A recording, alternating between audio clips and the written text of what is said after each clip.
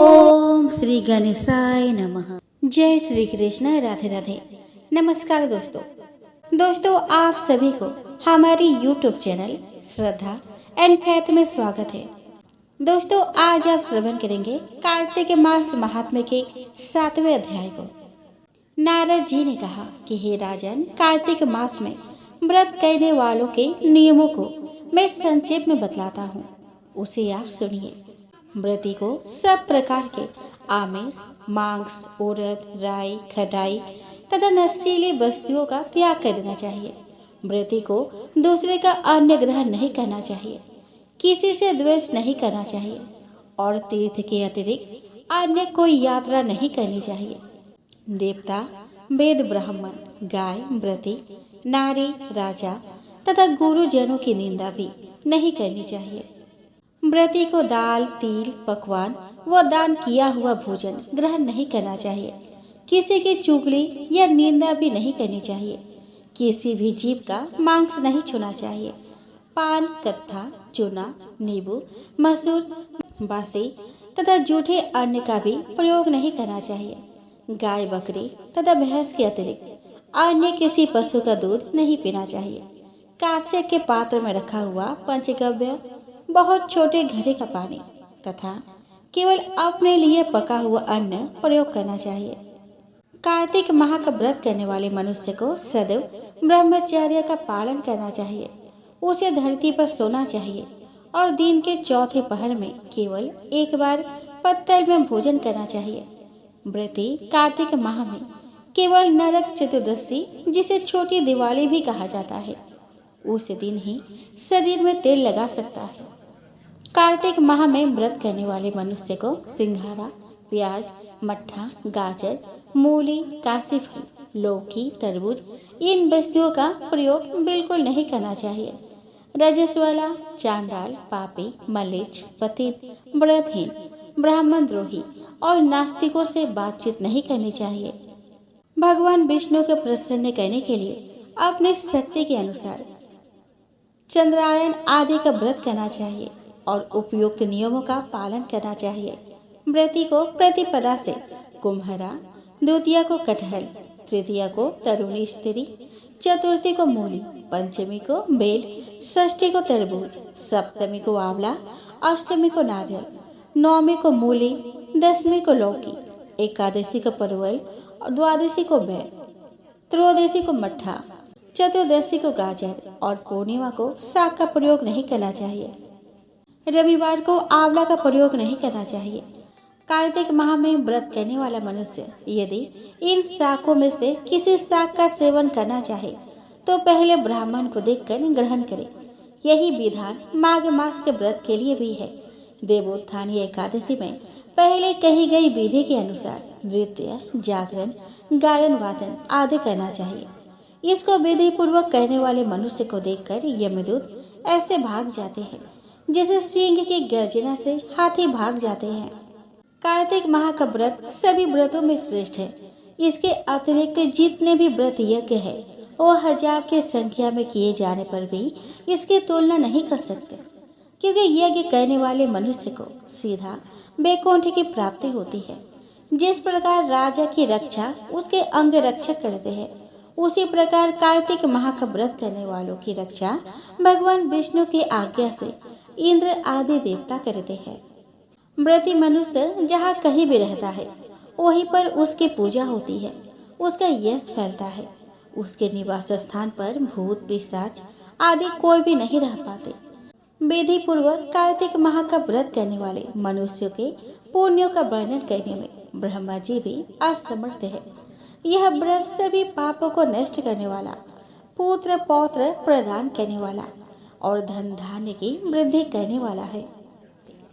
एक नगर में एक ब्राह्मण दंपति रहते थे। वे दोनों प्रतिदिन 7 कोस दूर गंगा और यमुना नदी में स्नान करने जाते थे। इतनी दूर आने जाने से ब्राह्मण की पत्नी बहुत थक जाती थी। एक दिन उसने अपने पति से कहा कि हमारा एक पुत्र होता तो कितना अच्छा रहता। पुत्र की बहू आती तो हमें घर वापस जाने पर खाना बना हुआ मिलता और बहू घर का काम भी कर देती। अपनी पत्नी की बात सुनकर ब्राह्मण ने कहा कि तूने बात तो सही कही है, चल मैं तेरे लिए बहू ला ही देता हूँ। ब्राह्मण ने कहा कि एक पोटली में आटा डालकर कुछ मोहरे रख दे। ब्राह्मण के कहे अनुसार उसने पोटली बांध कर दे दी और पोटली लेकर ब्राह्मण चला गया। ब्राह्मण के सफर के दौरान यमुना के किनारे बहुत ही सुंदर लड़कियां दिखाई दी। वे रेत में घर बनाकर खेल रही थी। उनमें से एक लड़की ने कहा कि मैं अपना घर नहीं बिगाड़ूंगी, मुझे तो रहने के लिए यह घर चाहिए। लड़की की बात सुनकर ब्राह्मण मन ही मन सोचने लगा कि बहू बनाने के लिए यही लड़की उचित है।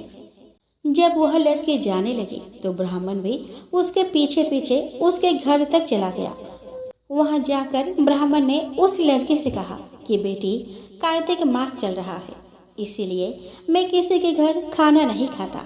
मैं अपने साथ आटा लेकर आया हूँ।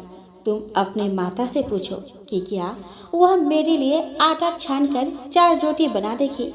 यदि वह मेरा आटा छानकर रोटी बनाएगी तो ही मैं रोटी खा लूँगा। लड़की ने जाकर अपनी माँ को यह सारी बात बताई। माँ ने कहा कि उचित है, जाकर ब्राह्मण देव से कहो कि वह अपना आटा दे, मैं रोटी बना दूंगी। जब वह आटा छानने लगी तो आटे में से मोहरे निकली। वह सोचने लगी कि जिसके आटे में इतनी मोहरे है उसके घर में कितनी मोहरे होंगी। जब ब्राह्मण खाना खाने बैठा तो लड़की के माँ ने उस ब्राह्मण से पूछा कि क्या आपका कोई लड़का है और क्या आप उस लड़के की सगाई करने जा रहे हो। यह सुनकर ब्राह्मण ने कहा कि मेरा लड़का तो काशी में पढ़ने गया हुआ है, लेकिन यदि तुम कहो तो खांड कटोरे से विवाह करके तेरी बेटी को अपने साथ ले जाओ। लड़की की माँ ने कहा कि ठीक है ब्राह्मण देवता। इस पर लड़की की माँ ने लड़की की खांड कटोरे से शादी करके ब्राह्मण के साथ भेज दिया। ब्राह्मण ने घर आकर कहा कि रामू की माँ, दरवाजा खोल कर दे, मैं तेरे लिए बहू लेकर आया हूँ। ब्राह्मण की पत्नी भीतर से ही बोली कि हमारे तो कोई बेटा बेटी नहीं है, तो बहू कहाँ से आए। दुनिया ताना मारती है, अब आप भी मारने लगे। ब्राह्मण ने कहा कि तू दरवाजा खोल कर तो देख। जब ब्राह्मणी ने दरवाजा खोला तो सामने बहू को खड़ी देखा। उसने बहू का स्वागत किया और आदर सत्कार से अंदर ले आई। अब जब ब्राह्मण अपने पत्नी के साथ नदी स्नान करने जाता तो पीछे से बहू घर का सारा काम करके और खाना बना कर रखती थी। वह उनके कपड़े धोती और रात को हाथ पैर भी दबाती थी। इस तरह बहुत दिन बीत गए। ब्राह्मणी ने अपने बहू से कहा कि बहू, कभी भी चूल्हे की आग मत बुझने देना और मटके का पानी खत्म मत होने देना। परंतु एक दिन चूल्हे की आग बुझ गई। यह देखकर बहू घबरा गई और भागी भागी अपने पड़ोसन के पास गई और कहा कि मेरे चूल्हे की आग बुझ गई है, मुझे थोड़ी सी आग चाहिए। मेरे सास ससुर सुबह 5 बजे से गए हुए हैं, वह थके हुए घर आएंगे, इसलिए मुझे उनके लिए खाना बनाना है। यह सुनकर पड़ोसन ने कहा कि तू तो बावली है, तुझे यह दोनों मिलकर पागल बना रहे हैं। इनके कोई पुत्र नहीं है, ये निसंतान है। बहू ने कहा कि नहीं, ऐसा मत बोलो, इनका बेटा तो बनारस में पढ़ने गया हुआ है। इस पर पड़ोसन ने कहा कि यह तुझे झूठ बोल कर लाए है, मेरी बात सच मान, इनके कोई बेटा नहीं है। अब बहू पड़ोसन की बात में आ गई और कहने लगी कि अब आप ही बताओ मैं क्या करूं। पड़ोसन ने कहा कि करना क्या है, जब तुम्हारे सास ससुर आए तो जली हुई रोटियां बना कर देना, बिना नमक की दाल बना कर देना, खीर की कलछी दाल में और दाल की कलछी खीर में डाल देना। पड़ोसन ने उसे अच्छे से सिखा पढ़ा दिया। फिर जब उसके सास ससुर घर आए तो उसने ना तो उनका आदर सत्कार किया और ना ही उनके कपड़े धोए। जब उसने सास ससुर को खाना दिया तो सास बोली कि बहू, आज यह रोटियां जली हुई क्यों है और दाल भी अलूनी है। तब बहू ने पलट कर कहा कि एक दिन ऐसा खाना खा लोगे तो कुछ बिगड़ नहीं जाएगा। सास ससुर को खरी खोटी सुनाकर वह फिर से पड़ोसन के पास गई और बोली कि अब आगे क्या करना है। पड़ोसन ने कहा कि अब तुम 7 कोठों के चाबी मांग लेना अगले दिन जब वे स्नान करने के लिए जाने लगे तो बहू अड़ गई कि मुझे तो 7 कोठों की चाबी चाहिए। तब ससुर ने कहा कि इसे चाबी दे दो। तब सास ने बहू को चाबी दे दी। सास ससुर के जाने के बाद जब बहू ने दरवाजे खोले तो देखा कि किसी में अन्न भरा है, किसी में धन भरा है और किसी कोठे में बर्तन पड़े हैं। जब उसने सबसे ऊपर का 7वां कोठा खोला तो देखा कि शिव जी, पार्वती माता, गणेश जी, लक्ष्मी माता जी, पीपल पथवारी, कार्तिक के ठाकुर, राई दामोदर, तुलसी जी का बिड़वा, गंगा यमुना और 33 कोटि देवी देवता विराजमान है। वहीं पर एक लड़का चंदन की चौकी पर बैठा माला जप रहा था। यह सब देखकर उसने लड़के से पूछा कि तुम कौन हो। तब लड़का बोला कि मैं तेरा पति हूँ, अभी दरवाजा बंद कर दे, जब मेरे माता पिता आएंगे तब दरवाजा खोलना। यह सब देखकर बहू बहुत खुश हुई और 16 श्रृंगार कर सुंदर वस्त्र पहनकर अपने सास ससुर का इंतजार करने लगी। उसने अपने सास ससुर के लिए अच्छे अच्छे पकवान बनाए। जब उसके सास ससुर घर पर आए तो उसने उनका आदर सत्कार किया और प्रेम पूर्वक खाना खिलाया और हाथ पैर दबाने लगी।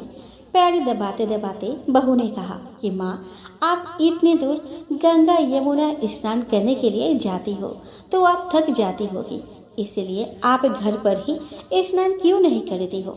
यह सुनकर सास कहने लगी कि बेटी, गंगा यमुना घर पर तो नहीं बहती है। तब उसने कहा कि हाँ माँ जी, बहती है, चलो मैं आपको दिखाती हूँ। जब बहू ने 7वां कोठा खोलकर दिखाया तो उसमें शिव जी, पार्वती जी, गणेश जी, लक्ष्मी जी, पीपल पथवारी, कार्तिक के ठाकुर, राई दामोदर, तुलसी जी का बिड़वा, गंगा यमुना बह रही है और 33 कोटि देवी देवता विराजमान है। वही चौकी पर बैठा एक लड़का माला जप रहा है।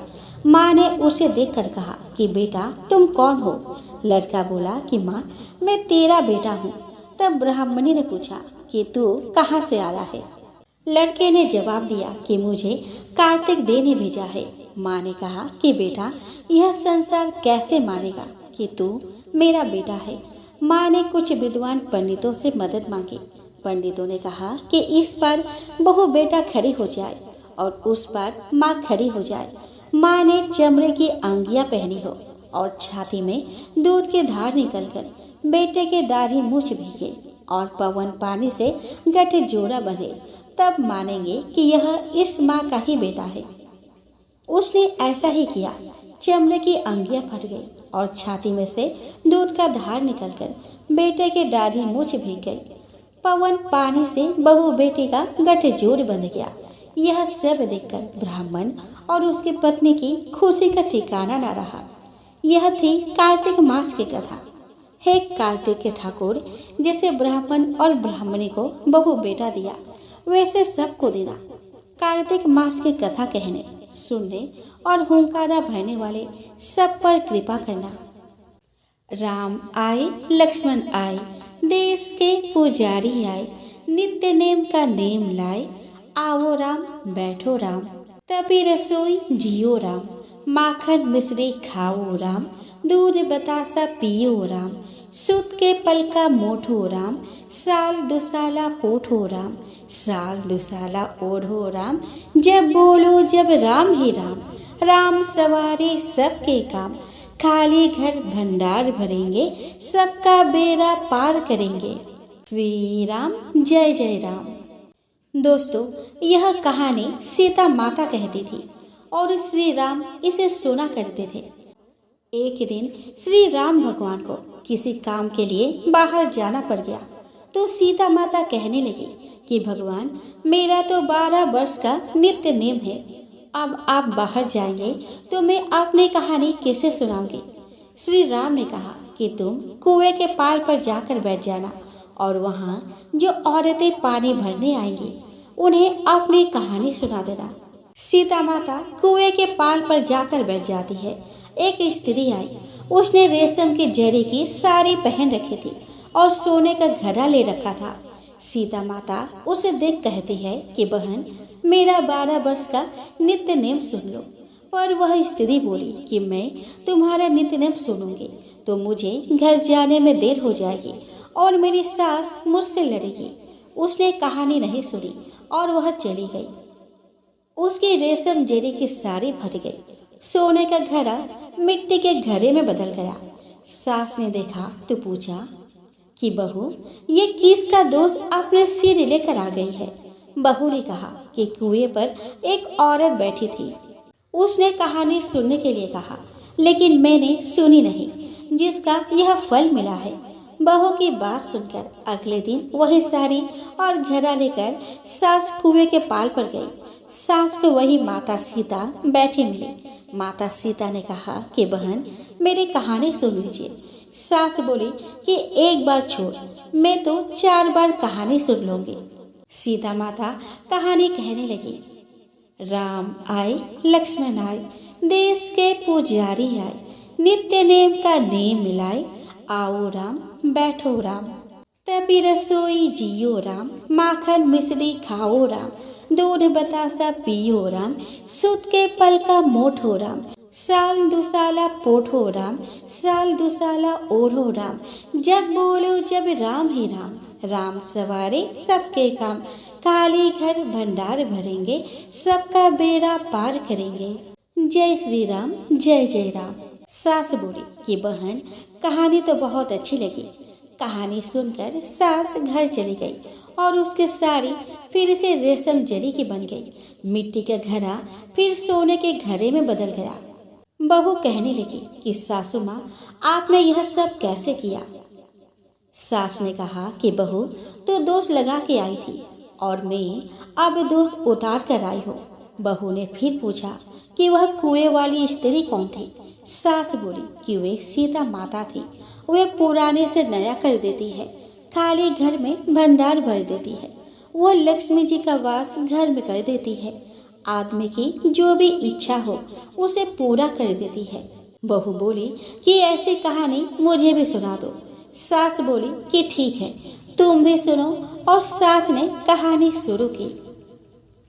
राम आए, लक्ष्मण आए, देश के पुजारी आए, नित्य नेम का नेम मिलाए, आओ राम बैठो राम, तभी रसोई जियो राम, माखन मिश्री खाओ राम, दूध बतासा पियो राम, सूत के पल का मोठो राम, साल दुसाला पोठो राम, साल दुसाला ओढ़ो राम, जब बोलो जब राम ही राम, राम सवारे सबके काम, खाली घर भंडार भरेंगे, सबका बेड़ा पार करेंगे। जय श्री राम, जय जय राम। कहानी सुनकर बहू बोली कि कहानी तो बहुत अच्छी है। सास ने कहा कि ठीक है, इस कहानी को रोज कहा करेंगे। अब सास बहू रोज सवेरे उठती, नहाती धोती और पूजा करने के बाद नित्य नेम की सीता की कहानी कहती। एक दिन उनके यहाँ एक पड़ोस की औरत आई और बोली कि बहन, जरा सी आँच देना। तो वह बोली कि आँच तो अभी हमने नहीं जलाई है। पड़ोसन ने कहा कि तुम सुबह 4 बजे से उठकर क्या कर रही हो? उन्होंने कहा कि सुबह उठकर हम पूजा करते हैं, फिर सीता माता के नित्य नेम की कहानी कहते हैं। पड़ोसन ने उनकी बात सुनकर फिर कहा कि सीता माता की कहानी कहने से तुम्हें क्या मिला? वे बोली कि इनकी कहानी कहने से घर में भंडार भर जाते हैं, सारे काम सिद्ध होते हैं, मन की इच्छा भी पूरी होती है। पड़ोसन कहती है कि बहन, ऐसी कहानी तो मुझे भी सुना दो। वह बोली कि ठीक है, तुम भी यह कहानी सुन लो। राम आए, लक्ष्मण आए, देश के पुजारी आए, नित्य नेम का नेम लाए, आओ राम बैठो राम। सारी कहानी सुनने के बाद पड़ोसन कहने लगे कि बहन, कहानी तो मुझे बहुत अच्छी लगी। अब वह पड़ोसन भी नित्य नेम सीता माता की कहानी कहने लगी। कहानी कहने से सीता माता ने पड़ोसन के घर भी भंडार भर दिए। अब तो पूरे मोहल्ले में नित्य नेम की कथा चल पड़ी। हर किसी की मनोकामना पूरी होने लगी। हे सीता माँ, जैसे आपने उनके भंडार भरी है, वैसे ही आप हमारे भी भंडार भरना। कहानी सुनने वाले के भी और कहानी कहने वाले के भी।